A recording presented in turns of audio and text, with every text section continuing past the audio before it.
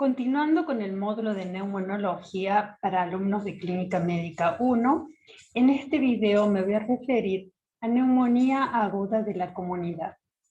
El término neumonía se refiere a la inflamación aguda de origen infeccioso que afecta el parénquima pulmonar, es decir, que compromete el tejido de pulmón más allá del bronquiolo terminal, y siempre se acompaña de imagen radiológica. Junto con las infecciones urinarias, representan los procesos infecciosos más frecuentes que van a ver en la práctica diaria el día de mañana. Estas infecciones tienen una mayor incidencia en la época invernal y en las edades extremas, es decir, en los niños y en las personas de la tercera edad. Representan la principal causa de internación por infección y la sexta causa de muerte. Dentro de los agentes etiológicos, principalmente son producidas por el Streptococcus pneumoniae. En segundo lugar, de frecuencia, se encuentra el Mycoplasma pneumoniae, que afecta sobre todo a personas jóvenes. Otros agentes etiológicos son el Haemophilus influenza, que se presenta sobre todo en personas ancianas y pacientes con EPOC, el Staphylo aureus, que afecta principalmente a quienes presentan una enfermedad de base, como diabetes o enfermedad cardíaca, renal o hepática, las enterobacilas como Klebsiella y Escherichia coli, que con más frecuencia nos van a dar una neumonía en los pacientes alcohólicos. La legionela se presenta únicamente en brotes epidémicos. Otros agentes etiológicos son la Chlamydia pneumoniae y la Chlamydia psittaci, esta última, en las personas que tienen una exposición a las aves.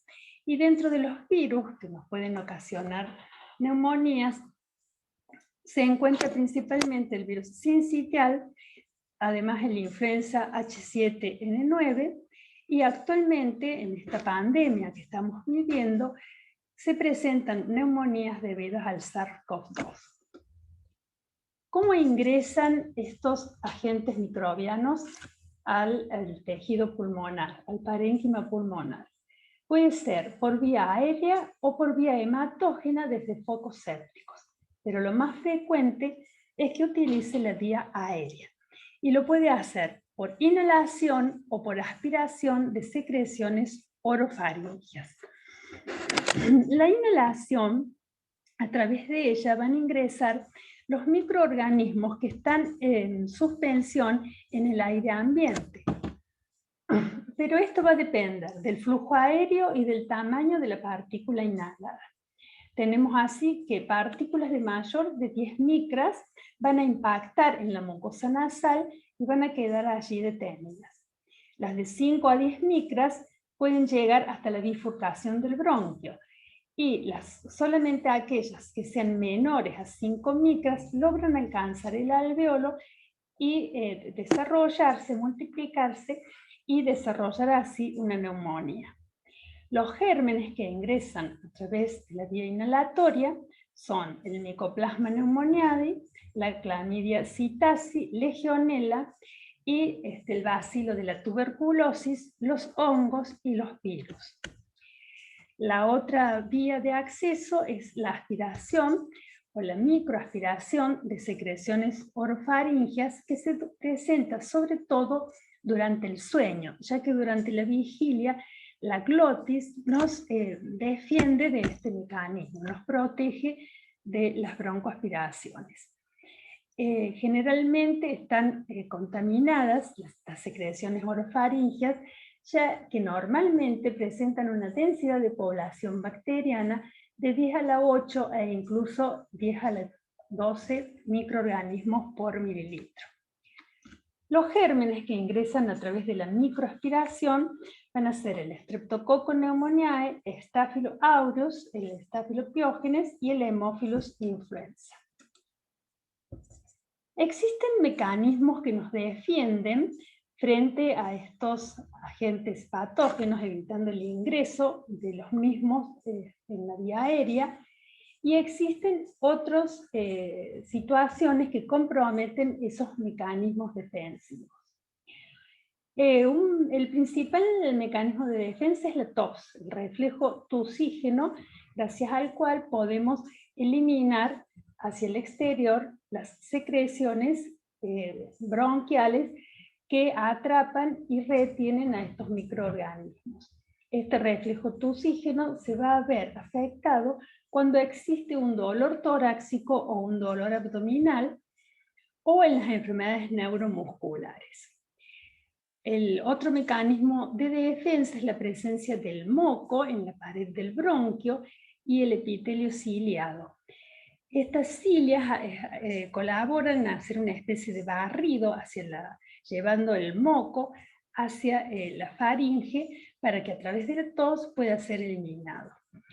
Este epitelio y la característica del moco se va a ver comprometida en los pacientes con EPOC, con bronquiectasia, con obstrucciones bronquiales, en los pacientes con antecedentes de alcoholismo, tabaquistas y en los estados de deshidratación. Y finalmente nos protegen de los procesos infecciosos la presencia de macrófagos en la luz alveolar y la relativa sequedad del alveolo que impide que se multipliquen los gérmenes. Esto se va a ver comprometido cuando existe o durante el curso de una infección vírica respiratoria, ya que los virus se multiplican en el epitelio ciliado y por lo tanto comprometen la función de las cilias. Se produce además una descamación del epitelio que llega hasta la luz del alveolo, el cual va a presentar edema y de este modo va a disminuir la actividad de los macrófagos. Podemos decir entonces que los factores de riesgo para neumonía se resumen en consumo de tabaco y alcohol, presencia de comorbilidades como diabetes, EPOC, enfermedades cardíacas, hepáticas y renales, la edad avanzada, generalmente la línea de corte es mayores de 65 años, la presencia de demencia o malnutrición, como así también el antecedente de tratamientos crónicos con corticoides o inmunosupresores. ¿Cuándo vamos a sospechar el diagnóstico de neumonía aguda de la comunidad? En todo paciente que refiera a un inicio agudo de fiebre mayor a 38 grados centígrados acompañada de escalofríos, que refiere además tos, la que puede ser con o sin expectoración. En caso de presentar secreciones, el esputo puede ser mucoso, purulento o incluso herrumbroso. En ocasiones puede cursar con un dolor tipo puntada de costado que se debe al que el bloc neumónico está en contacto con la pleura. El paciente lo refiere que este dolor intensifica con la respiración profunda y semeja a una puñalada. Se localiza generalmente en la pared lateral del tórax. En casos de neumonías severas, se podrá acompañar de disnea, tiraje supraesternal, supraclavicular. ¿Cuáles van a ser los hallazgos al examen físico? En el caso que esta neumonía curse con un bloc neumónico, vamos a tener las vibraciones vocales aumentadas en esa área, presencia de pectoriloquia y en el área de la consolidación, la percusión va a ser mate. En cuanto a la auscultación, en un principio podemos tener solamente crepitantes y una vez instalada la condensación, el murmullo vesicular va a estar disminuido o incluso ausente. La presencia del soplo tubario, que en ocasiones se puede auscultar, se debe a la presencia de un bronquio permeable que se encuentra rodeado por la condensación.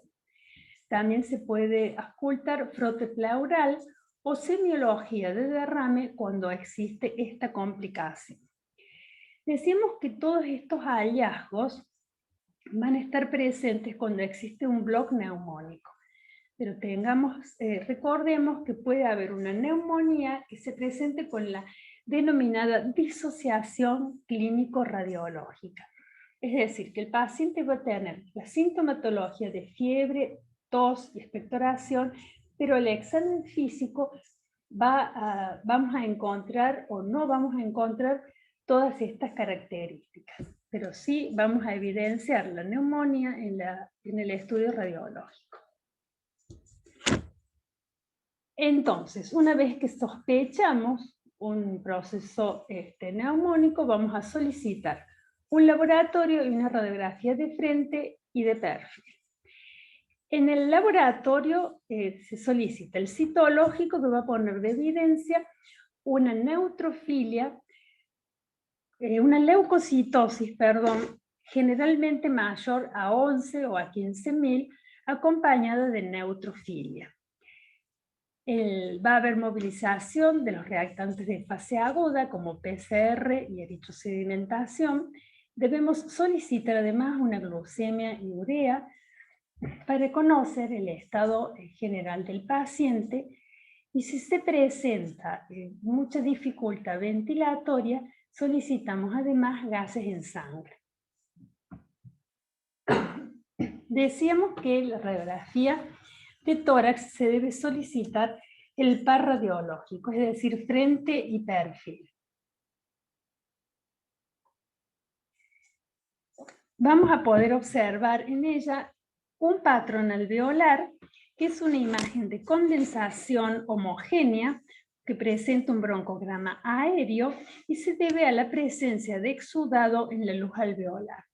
O podemos, o se puede presentar un exudado, un patrón intersticial, que es la presencia de un infiltrado a nivel del intersticio y que da el aspecto de vidrio esmerilado.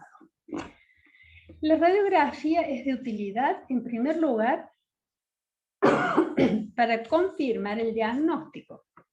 Dijimos que, por definición, una neumonía se acompaña siempre de una imagen radiológica, pero sirve además para evaluar la localización y la extensión del proceso infeccioso, para evaluar la presencia o no de complicaciones. Y en las distintas radiografías que podemos tomar a lo largo del curso de la enfermedad, nos permite controlar la evolución y finalmente confirmar la curación. Recordemos que los infiltrados radiológicos pueden ser poco nítidos en las personas con EPOC, principalmente en el enfisematoso, y en las personas obesas. Y recordar además que la curación radiológica, es decir, la desaparición de la imagen radiológica, puede tardar hasta 8 semanas, independientemente de la evolución favorable del paciente. En estas imágenes podemos ver en la radiografía que se encuentra arriba a la izquierda el típico patrón alveolar con la imagen de forma triangular, generalmente de base hacia la pleura.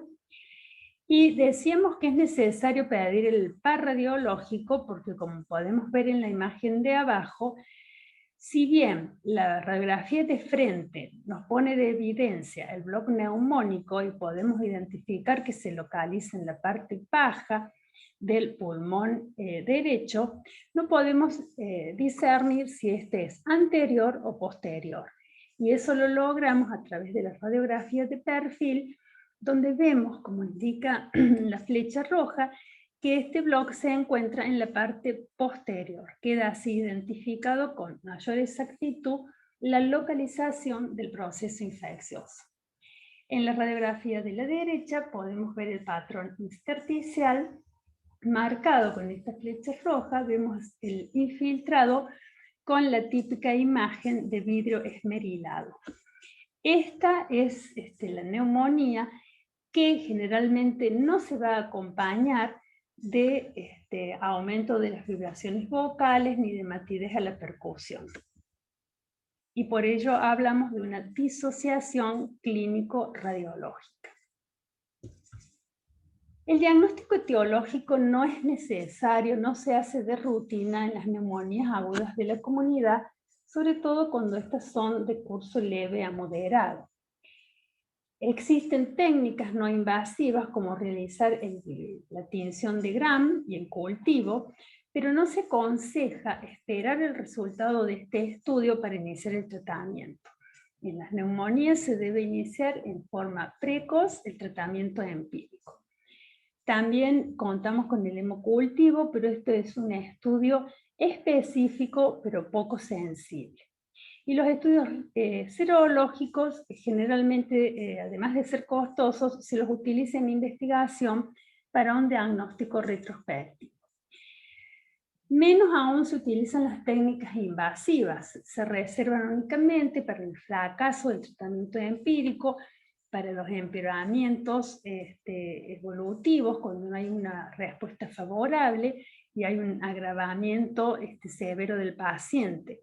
Estas técnicas son el lavado broncoalveolar, la punción aspirativa del líquido pleural, o incluso en los casos que se sospecha una infección viral, se puede realizar una reacción en cadena de la polimerasa. Existen criterios que nos van a evaluar el pronóstico de la neumonía una vez que ésta ha sido diagnosticada. El más utilizado es el CUP65, en donde se considera de mal pronóstico la presencia de confusión, una urea mayor a 40 miligramos por decilitro, una frecuencia respiratoria mayor a 30, tensión arterial sistólica menor a 90 o tensión arterial diastólica menor a 60. Y el 65 se refiere a la edad. Mayores de 65 años se considera que pueden tener un pronóstico más reservado.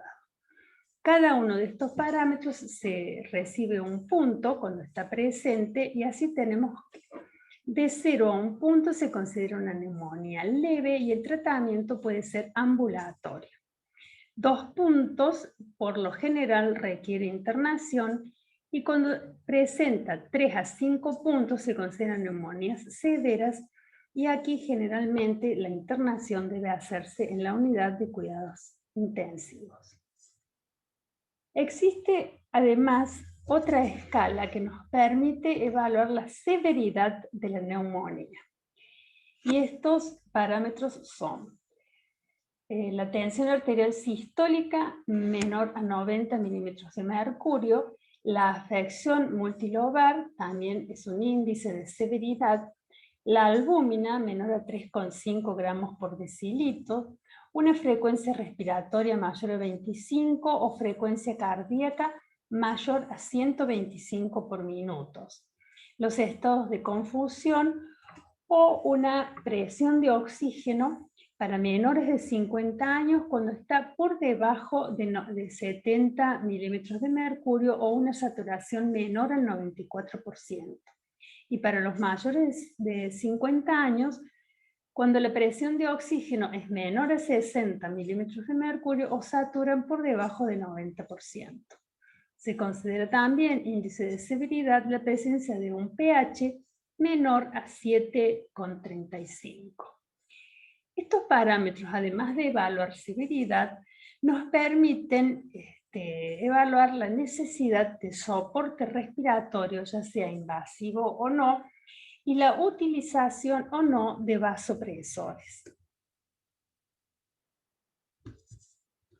Podemos resumir entonces que los criterios de internación han de ser la edad y las enfermedades de base. La edad cuando es mayor a 65 años y dentro de las enfermedades de base, la presencia de EPOC, diabetes, el consumo de alcohol y la insuficiencia cardíaca, renal o hepática. Los parámetros del examen físico que vamos a utilizar para decidir o no la internación son la frecuencia respiratoria mayor a 30, frecuencia cardíaca mayor a 125, la tensión arterial menor a 90-60. En cuanto a la temperatura, se considera criterio de internación cuando es mayor a 40 grados o también la hipotermia cuando es menor a 35 grados centígrados y el estado de confusión mental. Dentro de los parámetros de laboratorio, los aumentos de urea por arriba de 50 miligramos por ciento, y en cuanto a los leucocitos, cuando estos están por debajo de 3000, es decir, cuando existe leucopenia, o cuando existe una leucocitosis con 40.000 o más leucocitos por milímetro cúbico. Una glucemia mayor a 250 y fundamentalmente un pH menor a 7,35, es decir, los estados de acidosis, o una presión de oxígeno menor a 60 milímetros de mercurio. En cuanto a la radiografía, se considera criterio de internación la presencia de un derrame pleural o infiltrados multilobulares. Existen finalmente razones sociales para decidir una internación cuando el paciente no va a poder enfrentar económicamente el costo del tratamiento o cuando no cuenta con un familiar que pueda asistirlo durante su enfermedad. ¿Cómo vamos a realizar el tratamiento de la neumonía aguda de la comunidad? Siempre debemos iniciar el tratamiento empírico. Demorar el inicio de este tratamiento significa agravar el pronóstico de la enfermedad. Recordemos que se debe esperar siempre 72 horas antes de cambiar el antibiótico, excepto que se haya decidido realizar un diagnóstico etiológico y que se puede identificar el germen y realizar un antibiograma. O en los casos que el paciente presente un franco deterioro grave que nos obligue a cambiar el antibiótico. Pero se recomienda siempre esperar 72 horas antes de tomar esta decisión.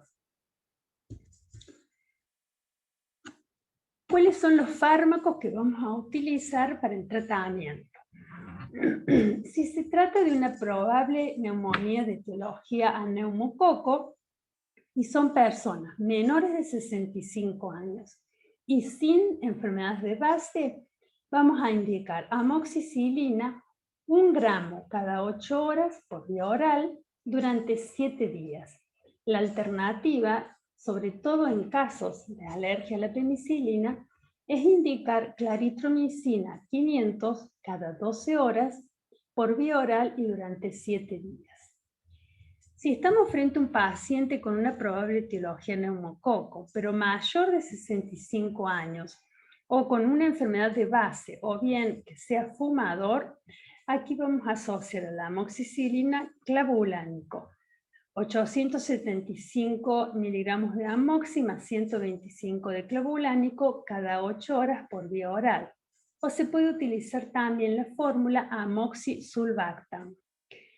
La alternativa a estas dos opciones es indicar una levofloxacina 500 por vía oral y durante 7 a 10 días. En los casos que tengan sospecha que la infección es causada por un germen poco frecuente, como es el micoplasma, la indicación será claritromicina 500 cada 12 horas por vía oral de 7 a 10 días. Todos estos tratamientos son ambulatorios. Ahora, cuando el estado del paciente amerita una internación en sala, y en el caso de una etiología neumococo en menores de 65 años y sin enfermedad de base, la indicación ha de ser ampicilina 1 gramo cada 6 horas, pero por vía endovenosa. La alternativa, en este caso, ha de ser claritromicina 500 cada 12 o levofloxacina 500 cada 24 horas, siempre utilizando la vía endovenosa. Cuando la etiología es un neumococo, probablemente, pero son pacientes mayores de 65 años o cursan una enfermedad de base o son fumadores, vamos a indicar ampicilina sulbactam 1 gramo y medio cada 8 o en su defecto amoxisulbactam.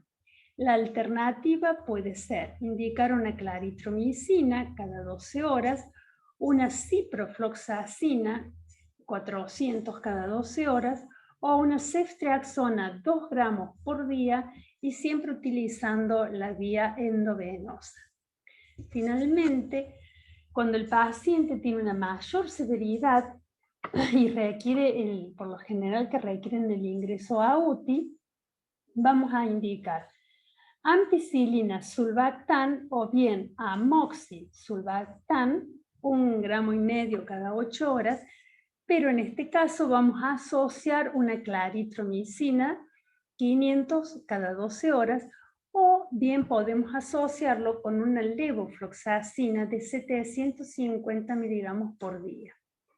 La alternativa o el otro esquema que se puede indicar en estos casos es una ceftriaxona 1 a 2 gramos por día asociado con una claritromicina 500 cada 12 horas o una levofloxacina 750, siempre utilizando la vía endovenosa.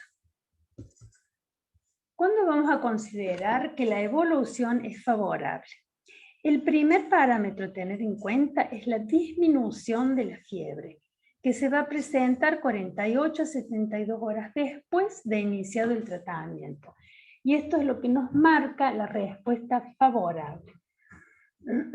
Se acompaña generalmente de una mejoría del estado clínico que se presenta también en estas 48 a 72 horas. La disminución de la tos y de la expectoración puede tardar unos días más. Y tengan presente que puede quedar si bien va a haber una disminución de la expectoración, puede quedar una tos irritativa, una tos seca y residual que puede durar 7 a 10 días.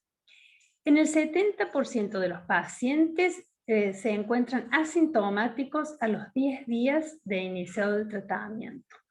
Pero tengan presente que un 80-90% de los casos, la resolución completa de la imagen radiológica se va a dar recién a los 30 días. Y esto no implica que la evolución sea desfavorable. Si vamos a considerar una evolución desfavorable, la persistencia de fiebre más allá de las 72 horas de iniciado el tratamiento. En estos casos vamos a solicitar laboratorios de control y una nueva radiografía de tórax. Indican también una evolución desfavorable cuando hay un compromiso de las variables fisiológicas, como son la tensión arterial, frecuencia cardíaca, frecuencia respiratoria y la saturación de oxígeno. La progresión de infiltrados radiológicos también son índice de una evolución desfavorable o la presencia de complicaciones como un derrame pleural.